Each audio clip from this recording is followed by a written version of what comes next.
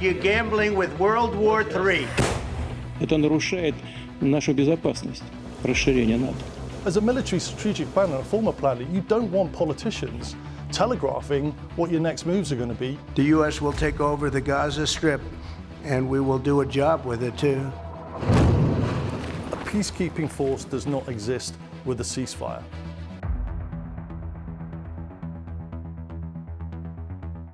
Now, President Trump has announced that the United States will impose a 25% tariff on goods imported from India starting on August the 1st.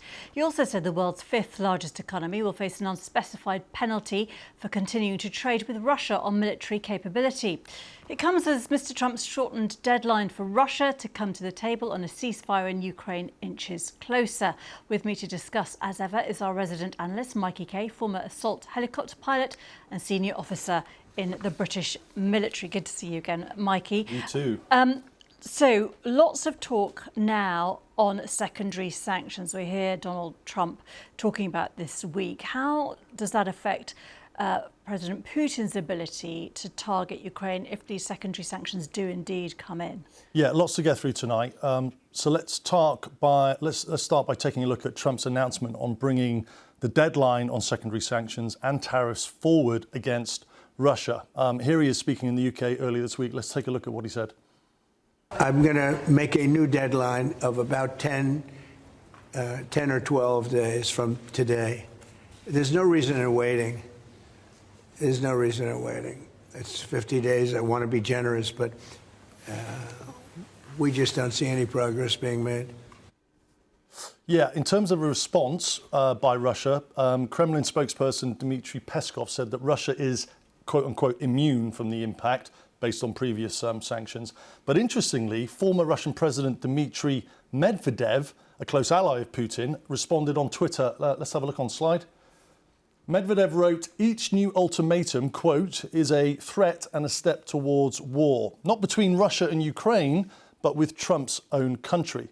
So, Gita, from a military perspective, Trump's Truth Social post today is a good example of how the US is trying to use secondary sanctions as a threat. Let's go slide and have a look at what he said. I won't read it ad verbatim, but basically Trump is going after India on its purchase of energy from Russia. That's around just over 2 million barrels a day, for which Russia is using that funding towards its war in Ukraine.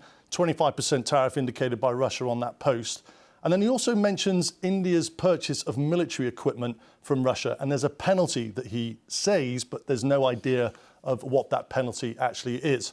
The Indian government have responded today saying that the two countries have been engaged in negotiations on concluding a fair, balanced and mutually beneficial bilateral trade agreement over the last few months. We remain committed to that objective. So while Trump has said what his potential intent is, there's this sort of indication that there's still some wiggle room from India to actually sort something out.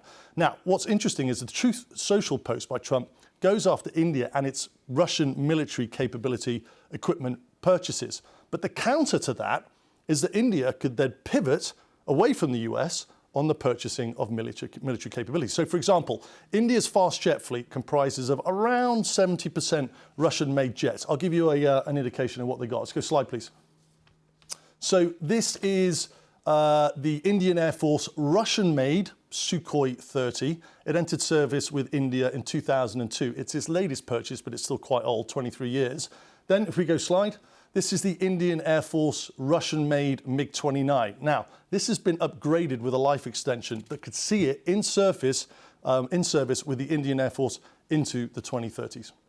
And important to point out, just historically, India has had a very long-running and established relationship with Russia, partly as a juxtaposition to being under too much US pressure. The US had historically supported India's arch nemesis in a way, Pakistan, who it sees as a security threat.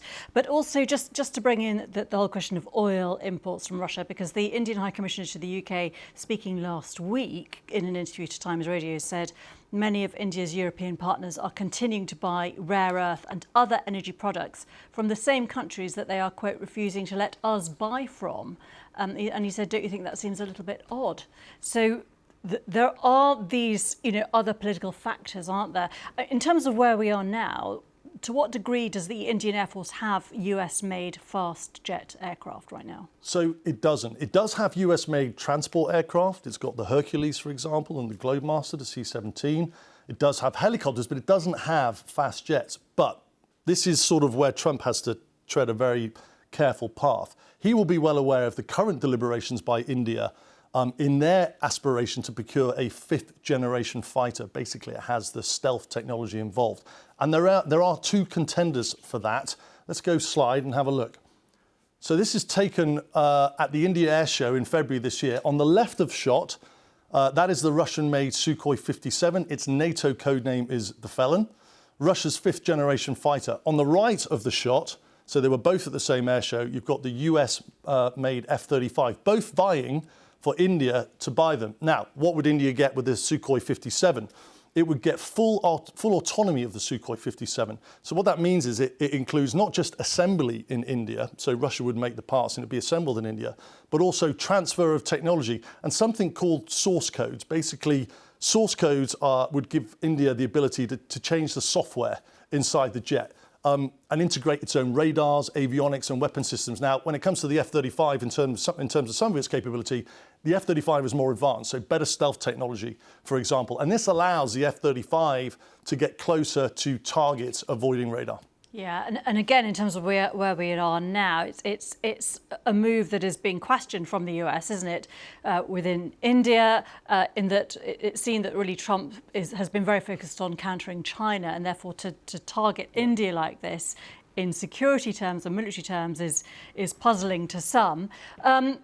But sanctions is what's being discussed now, whether we're going to see these secondary sanctions and how effective current sanctions are. Where else can the US and Europe target Russia further on sanctions?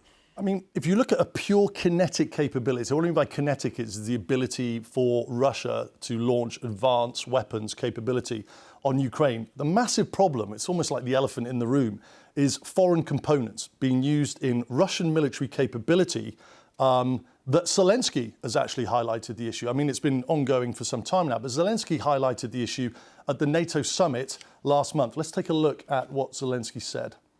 Please make sure your countries and your companies are not helping Russia or its bodies in any way.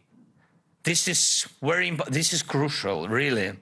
And there is no significant Russian weapon today that is produced without components, without equipment or materials from other countries, sadly, including some from Europe and NATO. Yes, of course. And this must stop.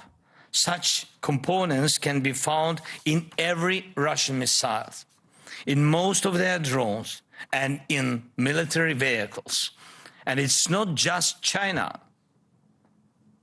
Also, Taiwan and some of these parts come from the European countries and from the United States, and every single component or machine tool delivered to Russia's defense sector helps prolong the war and is a crime against peace. Every scheme that helps them build Shahed drones or any other tools of killing is not just aiding a war against us, it's a threat to you. So what capability is Zelensky referring to there?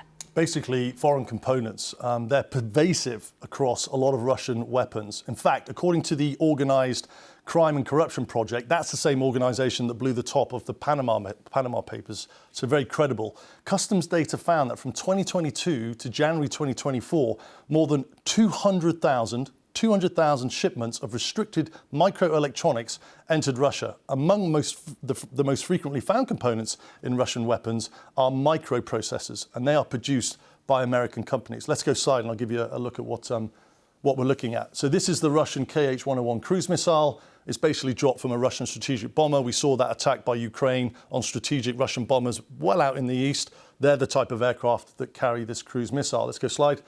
This is the Kinzhal hypersonic missile. It's fairly old now, but it's got a speed of Mach 4+. That's 4 times the speed of sound. And then you have the Shahed 136 drone. Now, why these are important is in June alone, Russia launched over 5,400 of these drones on Ukraine. So absolutely vital that these components are targeted. Now, these are the type of capability, there's more, but these are sort of the headlines in terms of the capability. Now, the US companies that are providing these components have publicly come out and opposed their products being used for military purposes, especially by Russia, but have struggled to supply or fully control their supply chains in terms of sanctions and the loopholes, which are absolutely widespread. Many Russia's importers, the way they're doing it is they continue importing Western parts through shell companies or intermediaries. And so that is US companies. What about other countries? Well, worryingly, for me, Russia's latest hypersonic missile, it's called the Oreshnik, that also contains foreign components. And I'll just show you a bit of video footage here. This is the Oreshnik, people say, or test fired on Dnipro last year, which is in Ukraine. And what's absolutely deadly about this is it's got a speed of about Mach 10, which is 10 times the speed of sound. What's deadly about this is that it can carry nuclear or conventional warheads. It can carry 6 warheads, with each warhead having 6 submunitions. So that's 36 off one missile going at 10 times the speed of sound. And according to the Financial Times, this also requires foreign parts or has foreign parts for manufacture. I mean, the reliance, Gita, is particularly pronounced in the field of what's called computer numerical control, CNC. This technology allows factories to rapidly shape materials at high precision by using computers to control the tools. Now, there's a Japanese company involved in that, and there's 2 German companies involved in that, and they make the systems for this technology.